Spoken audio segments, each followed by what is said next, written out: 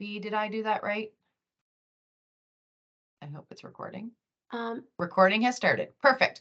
Awesome. Okay. Here we are, Wildlife Wednesday. My name is Deneen Diamond. I'm the lead for Center of Excellence for Health. We are super excited about today's session with Brian Koval, and he is going to share his knowledge and passion around his work and what he does in his job. And we have teachers and students from all over. I would love if teachers could turn on their camera just for a minute so we can get a wave to the students. I know we have high school students, we have kindergarten students, and I know some people have to sign out early, and we want you to just be here, be comfortable, and enjoy Brian's presentation. Oh, there we go. Give me a wave.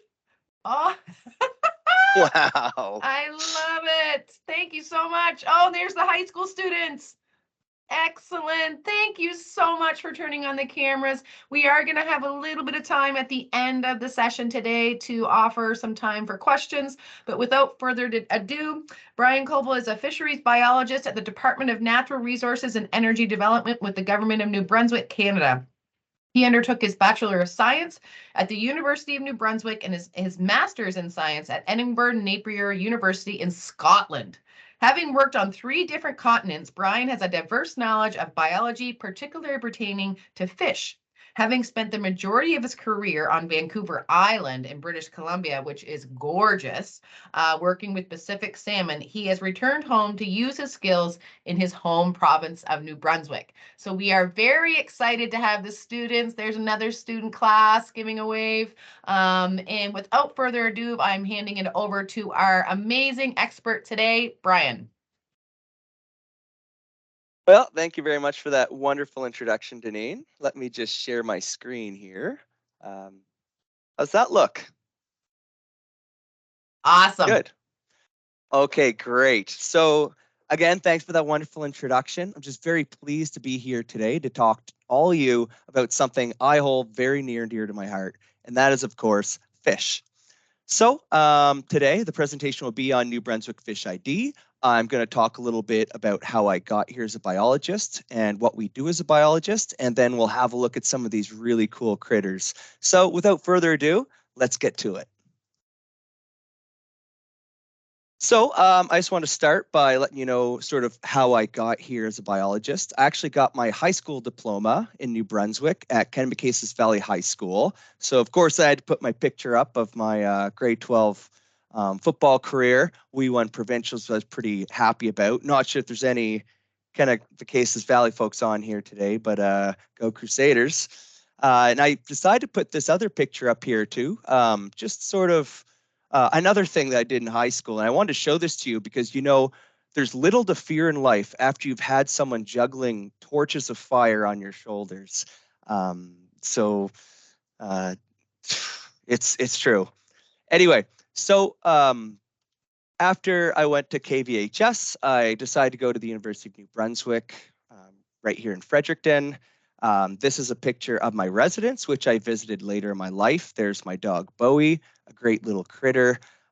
This residence, I was actually president of my residence, where I was able to network with other students, provide programs to students across the university, and also raise money for charity. And it was just a really good way to get involved and get to meet a lot of other students. And in general, I feel like university is a great way for yourself to grow, so let it happen. This photo here, I might be looking kind of dirty, and that's because I'd been tree planting. This is how I paid for my university. It's a lot of fun. It gets you outdoors. It's hard work, but you can make money in order to get through university. I planted for a year here in New Brunswick, but then found out that they pay more in British Columbia.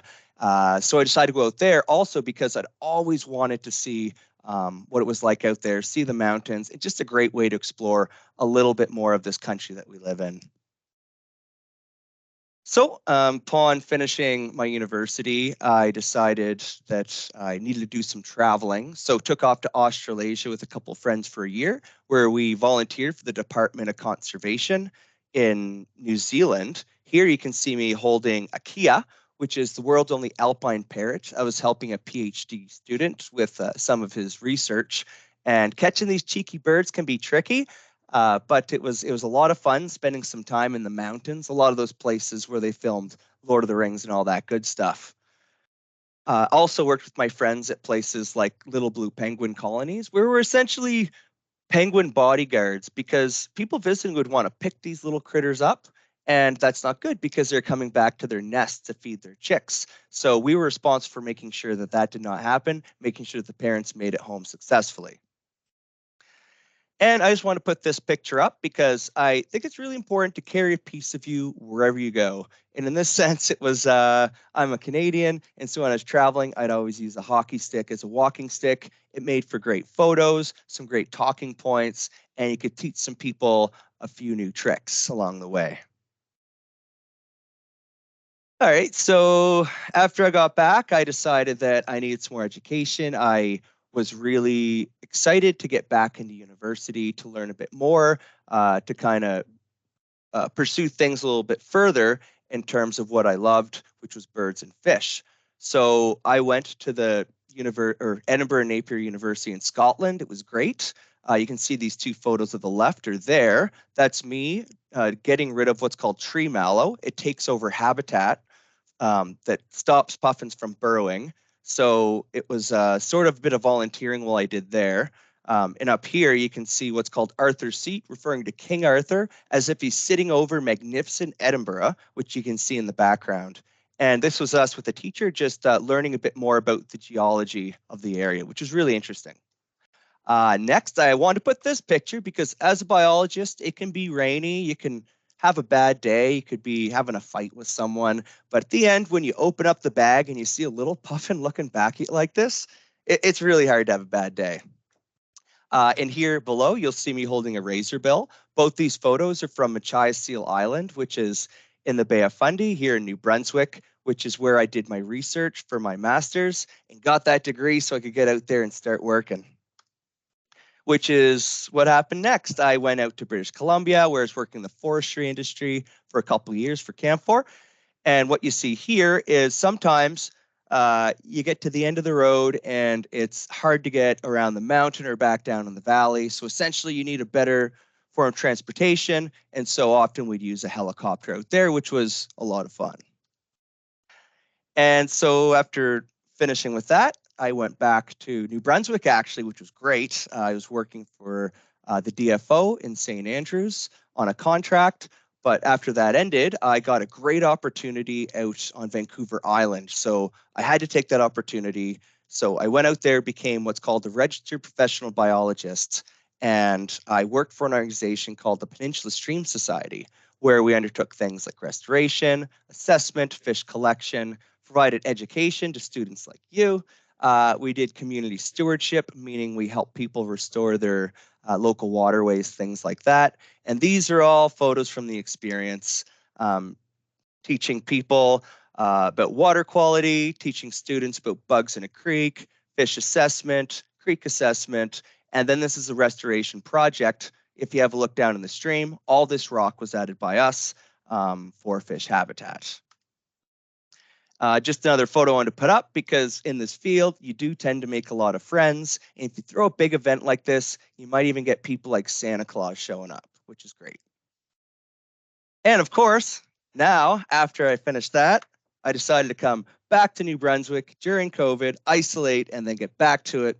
And that's when I became a fisheries biologist with the Department of Natural Resources here in New Brunswick. So I think it's sort of important to talk about the kind of the routes that people take in their careers, because if you like working outdoors or working with animals, this could be a career for you. So I'll just give you some ideas of ways you can pursue that. So now I'm just going to show a quick video of a day in the life of a biologist. I'll be talking over it, but please enjoy. So stocking fish into a lake. Here we go. That's our stocking truck. Some fish that we're putting into the lake. One of our field stations, you can see the biologist collecting eggs for the hatchery. We get to drive a lot of boats. That's always a lot of fun.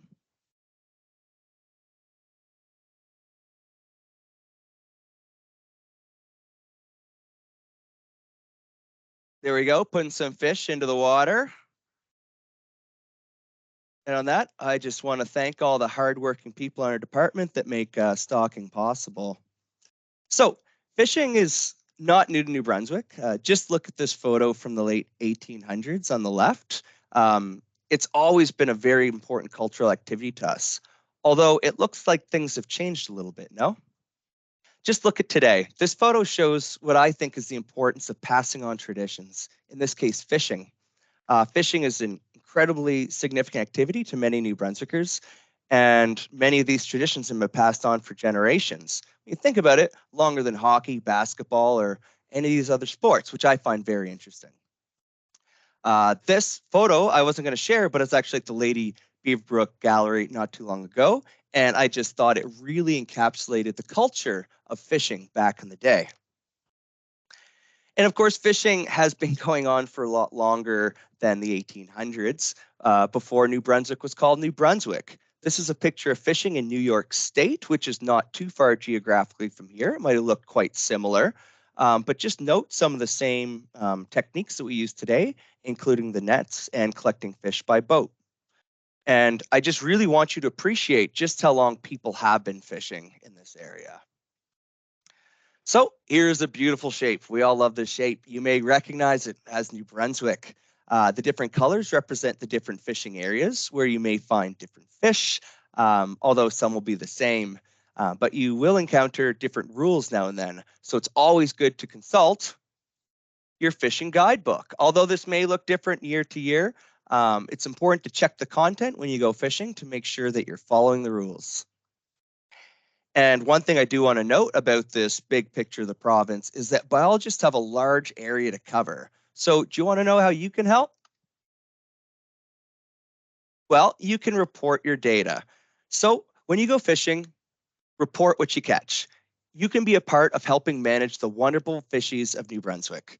By doing so, you give us an idea of where and when fish are being caught, which helps us assess populations all over the province. Pretty cool, eh? You can enter it online or by mailing in the page from the center of that guidebook I just showed you. And it'll keep track of the years you go fishing, and you can look at all your records online as you grow up. Please note, we're not giving away any of your secret fishing spots. It's more of a general fishing area. So it'll just give us an idea of how the fish are doing at your location. So now let's look at how we biologists go and collect our data, because some of this stuff is a lot of fun. And you might have seen some of this before, but please enjoy some of the photos and videos I'm about to share. So this is an electrofishing boat. Essentially what it does is it puts electricity into the water and it stuns the fish. The goal is not to kill them, it's to stun them. And what this does is it allows us to go in, catch them with these nets, as you can see they're doing, and then count them, ID them, weigh them, measure them, whatever we want, which is great for assessing fish populations in different areas. Thanks to Marc Andre and his team from the DFO for letting me use that video, which I recorded of them. As a biologist, you don't always get videos of yourself, so luckily I had that one to show you folks. So in the top left, you'll see the electrofishing boat, just a closer look. And on the bottom here, you'll see a different version of the electrofishing boat. And then on the right, some very hardworking biologists. My boss, Catherine, right here, a couple of her technicians having a look at the fish and IDing or assessing based on their activities. And sometimes when you have a look at this creek here, what you'll see is it might be hard to get a boat down there. And so what we do is we load up these backpacks so that we look a little bit like Ghostbusters, which I think is pretty accurate, and basically works the same way. You stun the fish, collect them, so you can have a look at what you're actually, what's actually in the creek. Another way without putting electricity in the water is by using different type of nets, seine nets, minnow nets. These nets that you see here are called fyke nets. If you look at these orange buoys, that's what these circles are meant to represent here. So you can have a look what the trap looks like underwater. Essentially, these wings will guide fish in along shore and then capture them within here so that we can go back and collect them. It's a more passive way of collecting the fish, but as you can see, the biologist holding out the trap here sometimes can be quite heavy. For example, one time in one of these nets, I found about 750 white perch, What's a white perch, you ask? Well, we'll get to that in the fish ID here shortly. Some other methods are using barriers or fences.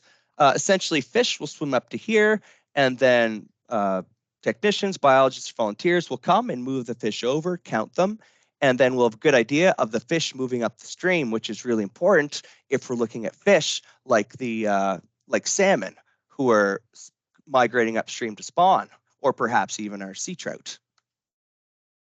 And once we realize some areas potentially where some fish may be missing, or we just want to add some fish to benefit the area, we can rely on our stocking program from some of those videos I showed you earlier.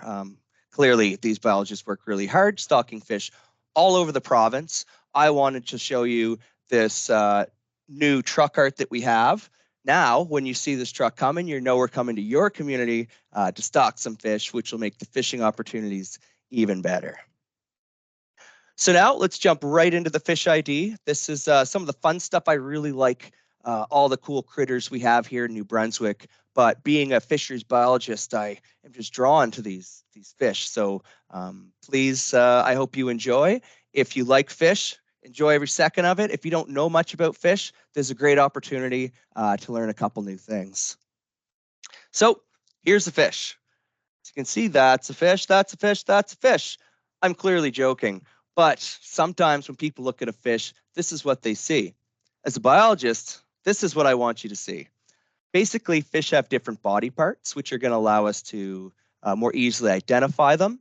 And of course, colors may be different as well as other features, but you can see that the fins have all different names: dorsal fin, adipose fin, caudal fin, which is also called a tail fin, the anal fin, pelvic fin, pectoral fin, and there's other features like the operculum, which covers up the gill structure, and the lateral line, as well as other things. But can anyone guess what fish this actually is? It's more of an artist's depiction.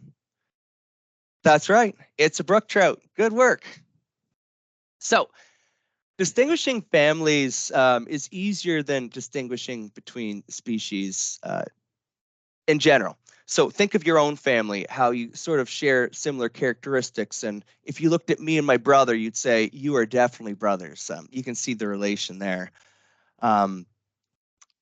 Anyway, so it's similar in the fish community. So what you're seeing here is just different families of fish. You may be thinking, well, where's trout? Where's char? Well, they're actually part of the salmon family, which we'll get to in just a minute. But I just want to show you this really quickly so you can have an idea of how we're going to move through these fish species. We're going to look at them by family. First, let's start with eels, a very cool and snake-like fish, or snakes like eels. I'm not really sure, but you get it. So eels have elongate worm-like bodies, generally feed at night.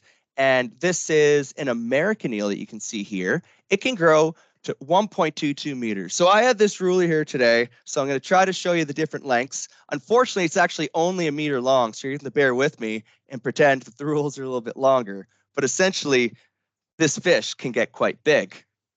I just want you to have a look at the fins here. They look quite different than, say, a trout. There's more connection. And if you have a look at the eye, it's rather small, but it's a well-developed eye. And I want you to note the mouth. And this is really important because, the mouth right here. And this is really important because we're about to look at another fish that is similar, but quite a lot different. So this is a lamprey. You'll see that I crossed out eel, and that was on purpose because it's not part of the eel family. It's part of the lamprey family. And it's a very cool fish. It can grow up to a meter long. So that meter stick that I just showed, about that long. They don't have scales, but they do have an olive green to black color. They don't have any pectoral or pelvic fins. And if you have a look at the gill structure here, they have these little slits or holes, which are quite different than the other fish that we'll be looking at soon. These fish actually go to sea like salmon and return to spawn, so they're an incredibly cool critter. But the coolest thing about these fish is just have a look right here. Remember I was talking about the mouth? This looks a little different, but you can't really get a good look, can you? Well, let's click on the next slide. There you go. Wouldn't you love to give this thing a big kiss? So it's got this big sucker mouth. all these rows of teeth. And it's really a great characteristic to distinguish the fish. Deneen, do you have something to say? I just am like overwhelmed by that picture, and I'm not a fan of eels or any of this because I used to swim in a lake growing up, and I remember the eels and the smell of the eels in the morning if they weren't as healthy as they should be. So, anyways, I'll have questions later, but just had to put my camera on and have a reaction. No, that's great. I react the first time I saw it for sure. And yeah, I actually went swimming in Brooks when I was younger, Hammond River actually. So I've seen lots of these guys. So these critters don't have as menacing looking mouths. These are sturgeons, and there's two sturgeons native to New Brunswick. If you have a look, these two are quite different. But I do want to note that they have a lifespan of 50 to 60 years. They have these armored bodies, and their evolution actually dates back to the Triassic period, some 40 or 245 million years ago. So these things are basically living fossils. I think they're real cool. So the top one is what's called an Atlantic sturgeon, also called a Pinocchio sturgeon. Can you guess why? This thing might have told a couple lies. Anyway, these fish have been harvested here in New Brunswick for meat and eggs for over 4,000 years. They can grow to approximately 5 meters long, which I'm not even going to bother showing them that ruler. So that ruler I showed you earlier, it's basically 5 times that. So these things are massive, and they can grow up to 800 pounds. Just as note, I'm just over 200 pounds, so that's a lot bigger than me. This fish has a darker back and a whitish belly, but compared to our short-nosed sturgeon, which obviously, if you see the arrow pointing at the nose, it's quite a bit shorter. Another thing I was pointing at is they do have these little barbels that hang down underneath the mouth, which is quite cool as well. These fish actually grow quite a bit smaller. They're more 1.4 meters long and can grow up to 60 pounds. And as well, they have a lighter coloration. Next, we have the catfish family. Fun fact, grown-up catfish can have more than 150,000 taste buds, where humans only have about 10,000. Pretty cool, eh? They don't have scales, and people say that the skin is almost like humans, which I find nuts, but yeah, anyway, everyone to their own opinion. So this guy we call the brown bullhead. Luckily for us in identifying, he's the only catfish we have in New Brunswick. These fish can range between 20 to 50 centimeters. So let's have a look here. So that's something like here to up here. So quite a bit of a range. And so that, of course, will depend on their size of habitat, whether they're able to grow bigger or not. They have those great whiskers that we know and love from catfish. And yeah, just another cool fish we have lurking around our water bodies in New Brunswick. Next, we have the stickleback family. These are two of our four stickleback in New Brunswick, and generally defined by these sharp spikes that you'll find on these fish. The 9 spine, also called the 10 spine, because the spines can vary anywhere from 8 to 12.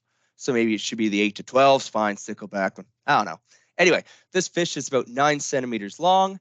And if you have a look at the caudal fin here, it's fan-shaped compared to our 3-spine stickleback that has those 3 defined spines. It's brownish back with silvery sides and belly. And living up to its name, like I said, it has those 3 defined spines. So as you imagine, these fish are quite a bit smaller than some of the ones we've been talking about. Next, we have perch, which are small to medium-sized carnivorous fish who are also bottom-dwelling. They usually have long, rounded, laterally compressed bodies and 2 dorsal fins, which you can see there and there. This is our yellow perch. It's the perch we have here in New Brunswick. You may be thinking there's another one, but I will talk about that in just one second. This fish has a dorsal and adipose fin here, visibly detached, as you can see. Some other fish, you'll see that they're closer together and they basically look like they're attached. But generally, this fish can be defined by its yellow body with those dark stripes. And just so you know, generally they grow up to about 25 centimeters. So next, Well, here you go. I just said that I might be talking about another perch, and that is the white perch. And it's not actually part of the perch family. It's part of the temperate bass family related to the striped bass, which you might have heard about. So these white perch, which I'll start with, not a true perch, like I said, generally has a silvery white color, hence its name.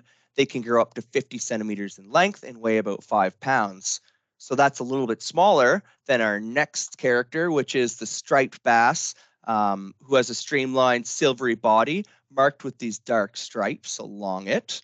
Um, Common mature fish can be up to 40 pounds and about 90 centimeters, so almost the length of this ruler. And the largest specimen recorded was 124 pounds, caught in 1896. And I just want to show you why some people might confuse the white perch with the yellow perch just based on their shape. But when you do have a closer look, you can see that they are quite different.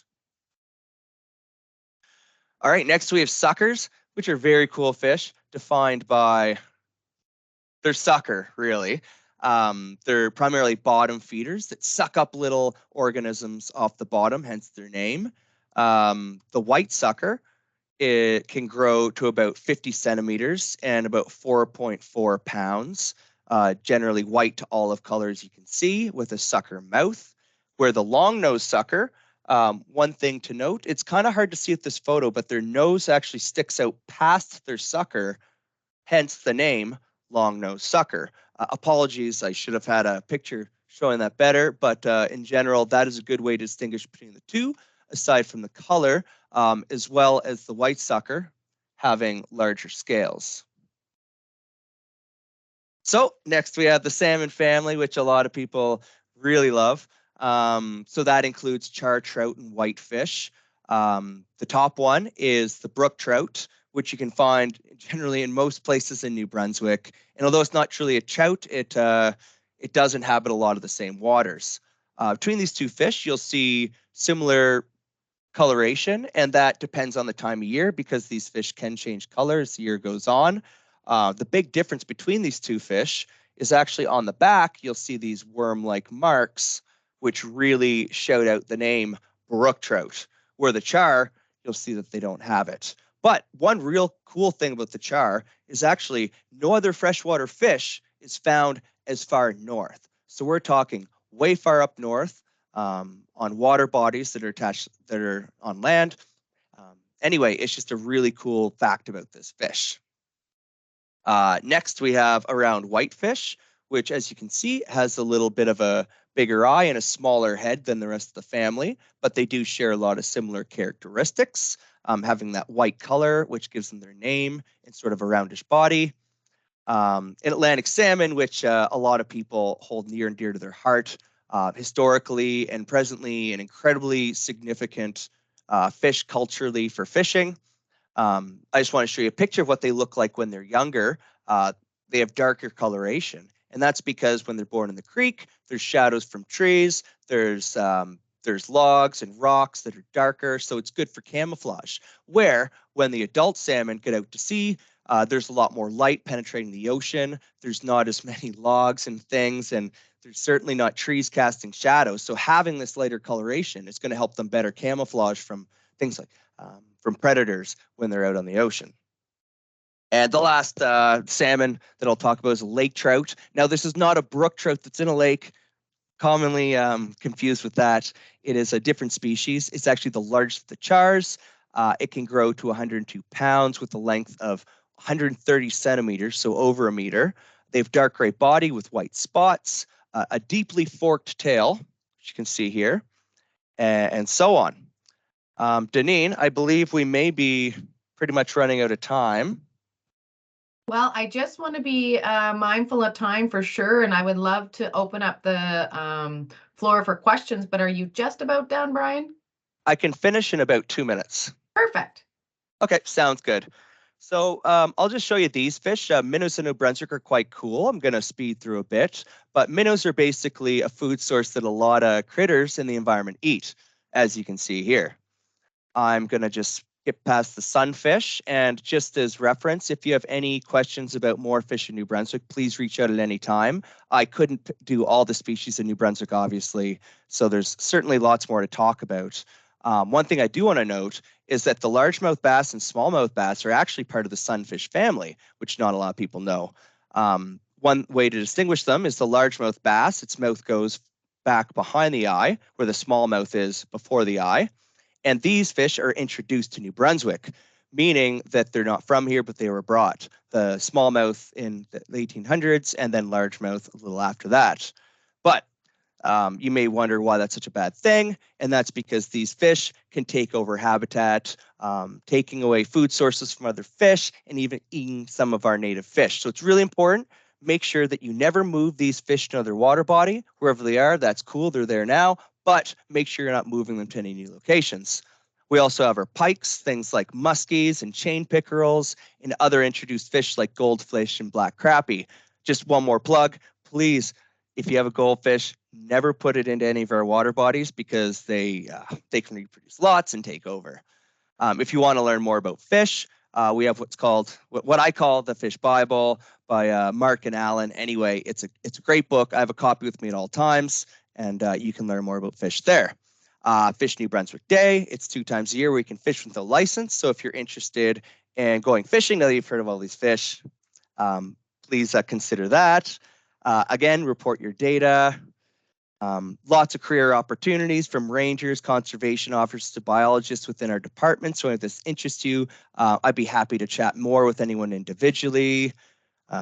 This is just a plug. I just want you all to get out there and live your life, whether you want to be a biologist, engineer, what have you. Just do it your own way. I showed you how I did it, but there's a million ways to do it, more than that actually. So with that, I just want to open things up for questions, and thank you for tuning in. And I want to thank all the wonderful staff here at DNR who help make New Brunswicker a better place for New Brunswickers on a daily basis. So thank you. Thank you all very much. Brian, that was fabulous, and I think I could listen to you all day. So well done. Thank you so thank you. much. I have so many questions, but I'm not going to hog the floor. And there's your beautiful pups. Oh, whoops. That's okay. I do know that we just have one class left on. There was a couple that actually emailed me to say they loved the presentation and they had to sign off just because of the timing, but they're going to watch the recording, which is lovely. So great. I do see that Miss Killam's class is still on. So Miss Killam, if there's, and Miss Olette, I believe are still there. If anybody in your class wants to put on the camera and have a question or leave the camera off, we would love to take some questions.